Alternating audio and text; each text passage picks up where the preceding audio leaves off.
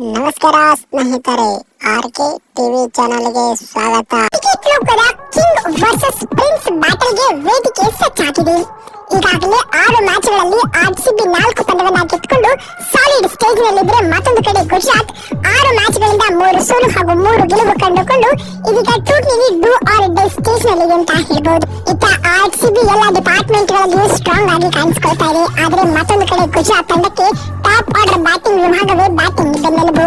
Middle order ನಲ್ಲಿ ತುಂಬಾ weak ಆಗಿ ಕಾಣಿಸಿಕೊಳ್ತಾ ಇದೆ. ಅದನ್ನ ಬಿಟ್ಟರೆ ಬೌಲಿಂಗ್ ನಲ್ಲಿ ಕೊಂಚ ಸ್ಟೆಬಿಲಿಟಿ ತಂದ್ರು ಕೂಡ ಆರ್ಸಿಬಿಯ ಈ ಬ್ಯಾಟಿಂಗ್ ರಾಕ್ಷಸರ ಮುಂದೆ ಇವರ ಆಟ ಯಾವ ರೀತಿಯಾಗಿ ನಡೆಯುತ್ತೆ ಅನ್ನೋದನ್ನ ಕಾದು ನೋಡೋಣ. ಇನ್ನೊಂದು ಇಂಟ್ರೆಸ್ಟಿಂಗ್ ಫ್ಯಾಕ್ಟ್ ಏನಪ್ಪಾ ಅಂದ್ರೆ, 2 ತಂಡಗಳು ತಮ್ಮ ಲಾಸ್ಟ್ ಮ್ಯಾಚ್ ನಲ್ಲಿ ಸೋತಿ ಬರ್ತಾ ಇವೆ.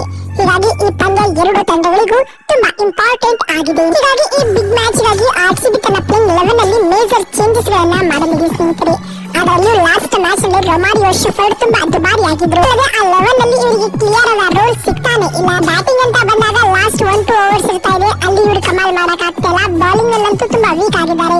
ಹೀಗಾಗಿ ಇವರನ್ನ ಡ್ರಾಪ್ ಮಾಡಿ ಅವರ ಸ್ಥಾನದಲ್ಲಿ ಬೆಥೆಲ್ ರವರನ್ನ ಆಡಿಸುವ ಸಾಧ್ಯತೆ ಹೆಚ್ಚಾಗಿದೆ ಸ್ನೇಹಿತರೆ. ಇದಲ್ಲದೆ ವೆಂಕಟೇಶ್ ಅಯ್ಯರ್ಗೂ ಕೂಡ ಪ್ಲೇಯಿಂಗ್ 11 ನಲ್ಲಿ ಚಾನ್ಸ್ ನೀಡುವ ಸಾಧ್ಯತೆ ದಟ್ಟವಾಗಿದೆ. ಈ 2 ಚೇಂಜಸ್ ಆರ್ಸಿಬಿ 11 ನಲ್ಲಿ ಆಗುವ ಸಾಧ್ಯತೆ ಹೆಚ್ಚಾಗಿದೆ ಅಂತ ಹೇಳ್ಬಹುದು.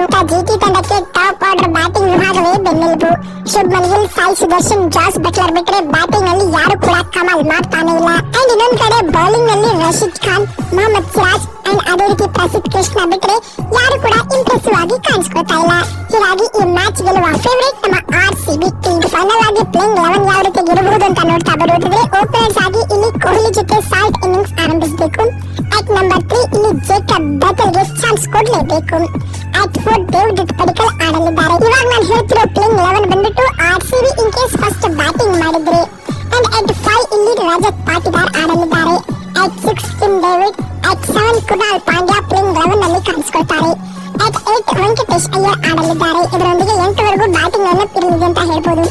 9ನೇ ಕ್ರಮಾಂಕದಲ್ಲಿ ಭುವನೇಶ್ವರ್ ಕುಮಾರ್, 10ನೇ ಸ್ಲಾಟ್ ನಲ್ಲಿ ಜೋಸ್ ಹಜಲ್ವುಡ್, 11ನೇ ಹಾಗೂ ಅಂತಿಮ ಕ್ರಮಾಂಕದಲ್ಲಿ ರಸಿಕ್ ಸಲೀಂ ದಾರ್ ಆಡಲಿದ್ದಾರೆ ಸ್ನೇಹಿತರೆ. ಅಂಡ್ ಇಲ್ಲಿ ಇಂಪ್ಯಾಕ್ಟ್ ಪ್ಲೇಯರ್ ಆಗಿ ಡಿಡಿಪಿ ಬದಲು ಸುರೇಶ್ ಶರ್ಮಾ. ನಾವು ಕಾಮೆಂಟ್ ಮಾಡುವ ಮೂಲಕ ತಪ್ಪದೆ ತಿಳಿಸಿ. ಮತ್ತೊಂದು ವಿಡಿಯೋದಲ್ಲಿ ಸಿಗ್ತೀನಿ. ನಮಸ್ಕಾರ, ಧನ್ಯವಾದಗಳು.